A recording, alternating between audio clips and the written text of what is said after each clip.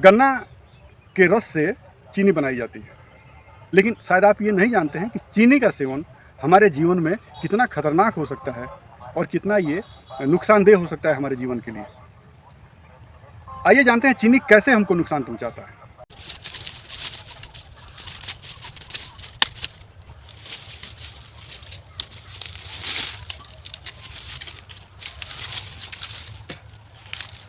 नमस्कार, मैं हूं डॉक्टर विनय कृष्ण। आपका इस वीडियो में बहुत बहुत स्वागत है। आप सोच रहे होंगे कि आज डॉक्टर साहब ये गन्ने की खेत में क्या कर रहे हैं, तो आज ज़रा सा मन कर दिया कि मैं गन्ना खाऊं।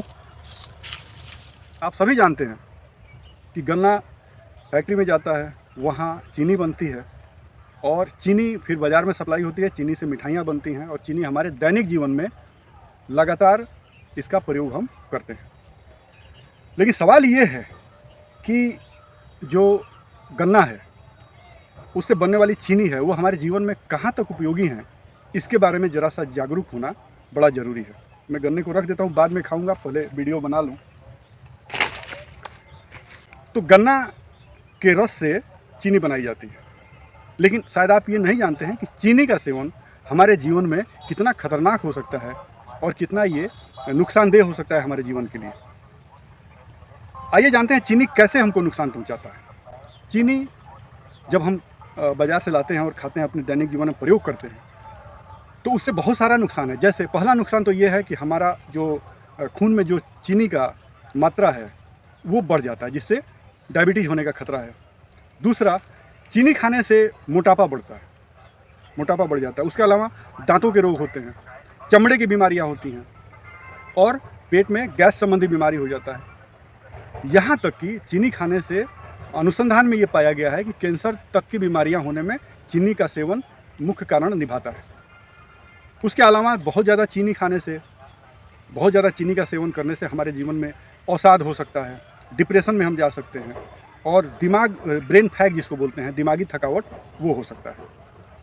इसके अलावा चीनी खाने से या चीनी से बनी हुई चीज़ों को खाने से ब्लड प्रेशर के बढ़ने का खतरा बना रहता है। आपका ब्लड प्रेशर हाई हो सकता है।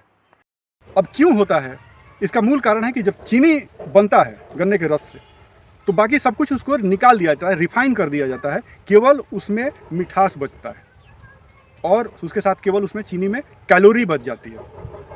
और कैलोरी जो है वो क्या करता है? सिर्फ कैलोरी, फाइबर किसी भी चीज़ में होता है तो फाइबर उसमें से निकाल दिया जाता है। चीनी में फाइबर नहीं होता है, केवल कैलोरी होती है जो हमारे शरीर को नुकसान पहुंचाता है। किसी भी चीज़ में फाइबर का होना, फाइबर यानी कि हमारे शरीर में पाचन क्रिया को नियमित रखता है, लेकिन चीनी में फाइबर नहीं होता है।